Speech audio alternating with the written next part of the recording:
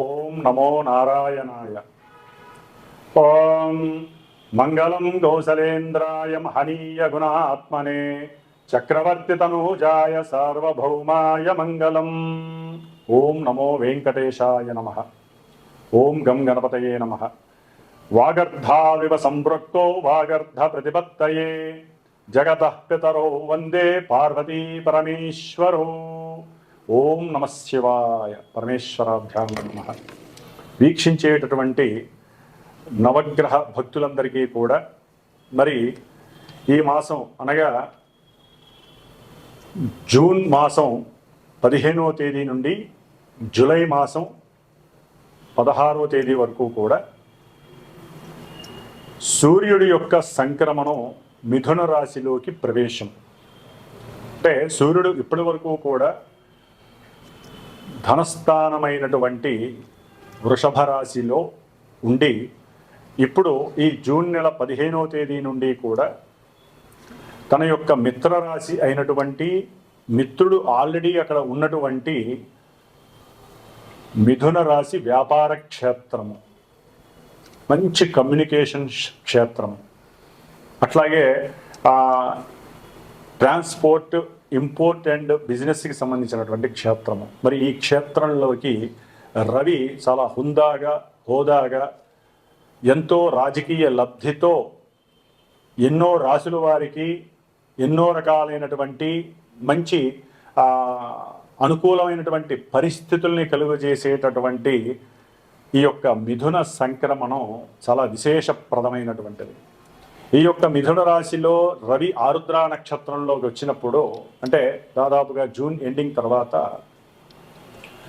ఉరుములతో మెరుపులతో కూడినటువంటి ఎన్నో వర్షాలు చక్కగా మానవాళిని తరింపజేస్తూ ఉంటాయి. అంటే ఋతువు కొంచెం మారేటటువంటి పరిస్థితి ఏర్పడుతుంది. ముఖ్యంగా మేషరాశి పర్యంతం కూడా మీనరాశి వరకు ఒక్కొక్క రాశి ఒక్కొక్క పోర్ట్ఫోలియోని కలిగి దాని ఆధిపత్య గ్రహాలు ఎన్నో రకాలైనటువంటి ఫలితాలని, ప్రభావాలని మన మీద కాంతి రూపకంగా వెదజల్లుతూ ఉంటారు. ఇవన్నీ కూడా మనము పూర్వజన్మల్లో చేసుకున్నటువంటి సుకృతాలను బట్టి, దుష్కృతాలను బట్టి ఈ జన్మలో మన జాతకానుసారము, జాతక చక్రంలో ఉన్నటువంటి గ్రహస్థితులు, అవి ఉన్నటువంటి నక్షత్రానుసారంగా ఇప్పుడు ప్రజెంట్ గోచారంలో మనకి జాతకరీత్యా ఉన్నటువంటి చంద్రుడిని అనుసరించి వింశోత్తరి దశారీత్యా ఏ దశలు, అంతర్దశలు, విదశలు నడుస్తున్నాయి. ఆ యొక్క దశానాథులు మరి ఇప్పుడు ప్రజెంట్ లగ్నరీత్యా ఎక్కడున్నారు, అట్లాగే మన యొక్క గోచారంలో చంద్రుడు చాలా విశేషమైనటువంటి ప్రభావాన్ని మన మనసు మీద ప్రభావితం చూపిస్తూ ఉంటాడు. కాబట్టి అంటే జాతకం అనేటటువంటిది లైఫ్ ఈవెంట్స్ని తెలియజేస్తే, గోచారం అనేటటువంటి చంద్రుడు మానసిక స్థితిని తెలియజేస్తూ ఉంటాడు. కాబట్టి ఈ యొక్క మానసిక స్థితి గ్రహాల మీద ఆధారపడి ఆ ఉన్నటువంటి నక్షత్రాల ద్వారా ఏ ఏ రాశుల వారికి ఏ ఏ ఫలితాలని ఏ ఏ రకాలుగా కలుగజేస్తారు అనేటటువంటిది మనం మొత్తంగా చెప్పుకోలేకపోయినా కొంచెం క్లుప్తంగా మనకున్నటువంటి వాడుక భాషలో, మనకున్నటువంటి వ్యవహారికంగా జరిగేటటువంటి ఎన్నో మరి ఈ రవిగ్రహం నుంచి కేతుగ్రహం వరకు ఉన్నటువంటి ఆ గ్రహాల యొక్క యుతులు, నక్షత్ర స్థితులు, గతులు, అట్లాగే వాటి యొక్క వీక్షణలు ఆధారంగా ఏ ఏ రాశుల వారికి ఏ ఏ భావాలు, ఏ ఏ భావాల్లో ఉన్న గ్రహాలు ఏ విధంగా యాక్టివేట్ చేస్తాయి అనేటటువంటి విషయ పరిజ్ఞానాన్ని తెలుసుకోవడానికి ఈ మిథున సంక్రమణంలో రవి యొక్క ప్రవేశము, రవితో పాటుగా బుధుడు, అట్లాగే గురుడు, ముఖ్యంగా ఈ బుధుడు ఈ యొక్క మిథున సంక్రమణం చేసినటువంటి రవి క్షేత్రంలో 22వ తేదీ వరకు, అంటే జూన్ 22వ తేదీ వరకు గురుడితోనూ రవితోనూ కలిసి తన యొక్క స్వక్షేత్రములో ఉండటం చాలా విశేషప్రదం. అంటే వ్యాపారస్తులకి, ఉద్యోగస్తులకి, అట్లాగే ముఖ్యంగా ధన సంపాదన కోసం గురిపెట్టినటువంటి వాళ్ళందరికీ కూడా చాలా విశేషమైనటువంటి స్థితి ఈ నెల అని చెప్పుకోవచ్చు. అట్లాగే కుజకేతువుల సింహరాశిలో ఉండటం, అలాగే శని మహానుభావుడు మీనరాశిలో ఉన్నాడు, రాహువు కుంభరాశిలో ఉన్నాడు, శుక్రుడు మేషరాశిలో ఉన్నాడు. తదుపరి ఈ నెలాఖరికి జూన్ 29వ తేదీన శుక్రుడు తన స్వక్షేత్రమైనటువంటి తన యొక్క వృషభ రాశిలోకి చక్కగా సంచారం చేయటం కొన్ని రాశుల వారికి అనుకూలమైనటువంటి పరిస్థితుల్ని కలుగజేస్తున్నాయి. కాబట్టి మేషరాశి నుంచి మీనరాశి వారి వరకు ఏ ఏ నక్షత్రాల వారికి, ఏ ఏ రాశుల వారికి ఈ గ్రహాలు ఏ విధమైనటువంటి పరిస్థితుల్ని కలుగు చేస్తాయి, వారు ఏ విధంగా జాగ్రత్తగా ఉండాలి, ఏ రకమైనటువంటి గ్రహాన్ని ఆరాధించాలి, ఆ గ్రహ అధిష్టాన దేవతని ఉపాసించాలి, అంటే ప్రార్థన చేయాలి, పూజలు చేయాలనే విషయాన్ని తెలుసుకోవాలి. అట్లాగే ఈ యొక్క జ్యోతిష్యాన్ని నమ్మటం అనేటటువంటిది మాత్రమే మన సనాతన ధర్మంలో ముఖ్యమైనటువంటి విషయం. జ్యోతిష్యాన్ని నమ్మాలి, దాని తగ్గ పరిహారాలు చేసుకుంటూ ఈ రోజు ఏ విధంగా అయితే మన శరీర ధర్మానికి భుక్తి ఆహారం అనేటటువంటిది ఎంత ఉపయోగమో, ఆ భుక్తిని సూర్యుడి ద్వారా, మిగతా గ్రహాల ద్వారా మనం చక్కగా అనుభవిస్తూ ఉంటాం. కాబట్టి గ్రహస్థితిని నమ్ముకోవాలి, దానికి సంబంధించిన దైవాన్ని ప్రార్థన చేసుకోవాలి. బ్రాహ్మణుల ద్వారా, మంత్రోచ్చారణల ద్వారా, వారి యొక్క ఆశీర్వచన బలంతో మన యొక్క జీవితాలని చాలా ప్రశాంతంగా, నిండుగా, అన్ని రకాలైనటువంటి సౌఖ్యాలతో గడపడం అనేటటువంటిది భగవంతుడు మనకి ఈ జన్మలో ఇచ్చినటువంటి భగవద్భాగ్యంగా మనం భావిస్తూ, మరి ద్వాదశ రాశుల వారికి ఈ యొక్క జూన్ 15వ తేదీ నుండి జూలై 16వ తేదీ వరకు ఏ విధమైనటువంటి ఫలితాలను మనకి కలుగజేస్తున్నారో చక్కగా తెలుసుకుందాం. ధనస్సు రాశి వారికి మరియు ధనస్సు రాశిలో ఉన్నటువంటి మూలా నక్షత్రము, పూర్వాషాఢ నక్షత్రము, ఉత్తరాషాఢ నక్షత్రం మొదటి పాదం వారికి జూన్ 15వ తేదీ నుండి జూలై 16వ తేదీ వరకు మిథున సంక్రమణం, రవి యొక్క సంక్రమణం ద్వారా కలిగేటటువంటి విపరీతాలు, ఇబ్బందులు గురించి తెలుసుకోదలుచుకుంటే కనుక, ముఖ్యంగా ధనస్సు రాశి వారికి అర్ధాష్టమ శని అంటే 4వ స్థానంలో శని ఉండటం ద్వారా విద్యార్థులకి కొంత ప్రతిబంధకాలు, చదువు యందు ఆసక్తి తగ్గటము, చేసే ప్రయాణాలందు ఆటంకాలు, కొన్ని ప్రమాదభరితమైనటువంటి సమస్యలు కలగటం, ధనపరంగా, ప్రయాణాల పరంగా ధనము నష్టపోవటము, కుటుంబంలో సౌఖ్యం తగ్గటం, కుటుంబంలో పెద్దవాళ్ళు ఎవరైనా ఉంటే వారు విశ్రమించడం ద్వారా కొంత వీరికి మానసిక అలసట కలగటం, అట్లాగే ధనపరమైనటువంటి చికాకులు,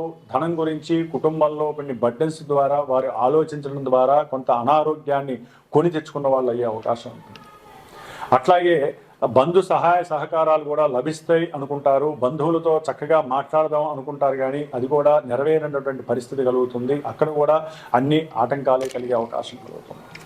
కాబట్టి ధనుస్సు రాశి వారికి అర్ధాష్టమ శని ప్రభావం అనేటటువంటిది ఏదైనా స్థలంలో ఇల్లు కడుతున్నా, ఏదైనా గృహం కోసం పరితపించి బ్యాంక్ లోన్స్ కోసం ఎదురు చూస్తున్నా అన్నీ ఆలస్యం అవుతాయి. ఒకవేళ జరుగుతున్నా ఏదో ఒక రకమైన కుటుంబపరమైనటువంటి ఆర్థిక ధన నష్టం జరిగి జరుగుతున్నటువంటి గృహ కార్యాలన్నీ కూడా స్తంభించిపోయేటటువంటి పరిస్థితి. ఎందుకంటే కుజుడు కూడా వీరికి భాగ్యంలో ఉండి ధనుస్సు రాశి వారికి శని భగవాన్ని చూడటం ద్వారా గృహ సంబంధిత లేదా భూలాభ సంబంధితమైనటువంటి విషయాలన్నీ కూడా కొంత స్తంభించిపోవడం ద్వారా మానసిక అప్రశాంతత కలుగుతుంది. అయితే 3లో ఉన్నటువంటి రాహువు వీరు అనుకున్నటువంటి పరాక్రమవంతమైనటువంటి సాహసోపేతమైనటువంటి కొన్ని నిర్ణయాలు స్వయం కృషి ద్వారా కనుక వీరు అనుకుంటే కనుక తప్పకుండా లాభాన్ని కలుగజేస్తాడు ఈ రాహు. ఆర్థికంగా కూడా సహాయ సహకారాలు అందుతాయి. ఒకటే మీ యొక్క పట్టుదల, కృషి, ఇవన్నీ కూడా మీకు సాహసోపేతమైనటువంటి నిర్ణయాలు తీసుకోవడం ద్వారా తండ్రి యొక్క సహాయ సహకారాలు, అంటే తండ్రికి సహాయం చేయడం ద్వారా మీకు ఆయన సహకారం అందుతుంది. ఆయన యొక్క మేధస్సు నీకు లాభంగా వరిస్తుంది. నీకున్నటువంటి సద్యోస్ఫురణ శక్తి, సృజనాత్మకత, సరైనటువంటి ప్రణాళిక, అట్లాగే భగవత్ ఆరాధనలు చేయడం ద్వారా, అట్లాగే భగవత్ క్షేత్రాలకు వెళ్ళి దర్శనాల ద్వారా కూడా నీకున్నటువంటి కొన్ని ఆర్థిక లావాదేవీలలో ఇబ్బందులు, అట్లాగే అంతర్గత శత్రువులు నశించటం, దేవతల యొక్క శక్తి నీకు ఆరాగా లభించడం ద్వారా ధనుస్సు రాశి వారికి చక్కటి ఆనందకరమైనటువంటి ఉత్సాహకరమైనటువంటి పరిస్థితులు కనిపిస్తున్నాయి.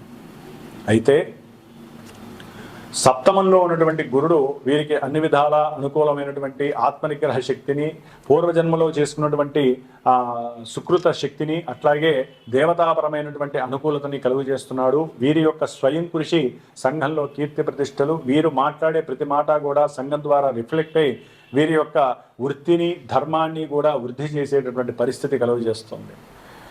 అట్లాగే వీరికి సప్తమంలో ఉన్నటువంటి రవి బుధులు వ్యాపారంలో కొంత పొరపచ్చాలు, వ్యాపారంలో సయోధ్య లేనటువంటి పరిస్థితులు కూడా కలుగజేస్తాయి. రవి బుధులు వ్యాపార స్థానంలో సప్తమ స్థానంలో ఉండటం మంచిది కాదు. కాబట్టి కాకపోతే బుధుడు సప్తమంలో ఉండటం, తన యొక్క స్వక్షేత్రంలో ఉండటం ద్వారా కొంత వారికి ఆల్రెడీ మేధస్సు తెలివితేటలు ఉంటాయి. అది గవర్నమెంట్ సహాయ సహకారాలు లభించవు. దాని ద్వారా వీరికి ఎంత తెలివితేటలు ఉన్నా అవి ఒక పట్టాన వీరికి ముందుకు తీసుకెళ్ళవు. 23వ తేదీ జూన్ 23వ తేదీ తర్వాత 8వ స్థానంలోకి బుధుడు వచ్చిన తర్వాత వ్యాపారంలో కొంత లావాదేవీల్లో కొంచెం ముందుకు కలిగే అవకాశం ఉంటుంది. కొంత లాభం అనేటటువంటిది వీరికి కనిపిస్తుంది. ముఖ్యంగా రియల్ ఎస్టేట్ వ్యాపారులు ఎవరైతే ఉన్నారో వారికి చక్కటి లాభం అనేటటువంటిది కలుగుతుంది. ఆకస్మికంగా ధనలాభం వ్యాపారంలో కనిపిస్తోంది, వీరికి తప్పకుండా కనిపిస్తుంది. అట్లాగే ముఖ్యంగా సప్తమంలో ఉన్నటువంటి రవి వలన తండ్రి యొక్క ఆరోగ్య విషయంలో వీరు కొంత ధన నష్టాన్ని కలుగజేసేటటువంటి పరిస్థితి కలుగుతోంది.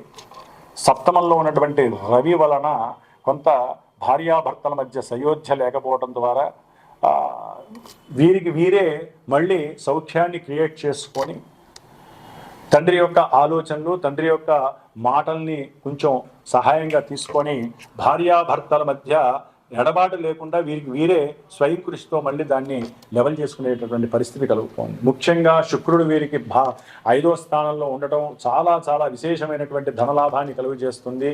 రుణ బాధలు నివృత్తి జరుగుతాయి.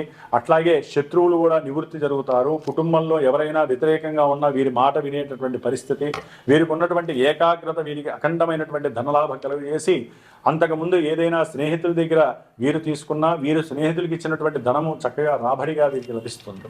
కాబట్టి శుక్రగ్రహ అనుగ్రహం చాలా బాగుంది, రాహుగ్రహ అనుగ్రహం బాగుంది, గురుగ్రహ అనుగ్రహం బాగుంది, మళ్ళీ 23వ తర్వాత బుధగ్రహ అనుగ్రహం బాగుంది. కాబట్టి ముఖ్యంగా ధనుస్సు రాశి వారు అర్ధాష్టమ శని దోష పరిహారార్థమై శనిగ్రహానికి సంబంధించిన కాస్త నల్ల నువ్వులు, బియ్యము ఇవి నానబెట్టి గోవుకి తినిపించండి, గోపూజ చేయండి.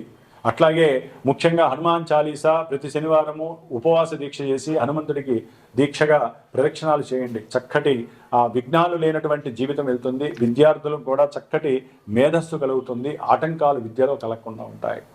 కాబట్టి ఈ విధంగా కుజకేతు యొక్క ప్రభావం కూడా ప్రయాణాల యందు కొంత ఇబ్బందులు కలుగజేస్తుంది. కాబట్టి సుబ్రహ్మణ్య ఆరాధన చేయండి. ఓం స్కంద గణపతయే నమః అనేటటువంటి మంత్రాన్ని స్మరణ చేస్తుండడం ద్వారా మీ యొక్క సంతానానికి సంబంధించినటువంటి వృత్తి ఉద్యోగాలు, ఉన్నతమైనటువంటి విద్యల యందు మీ యొక్క నామస్మరణ వారికి ఆరాగా వెళ్ళి చక్కటి రక్షణని కలుగజేస్తుందని నమ్మాలి.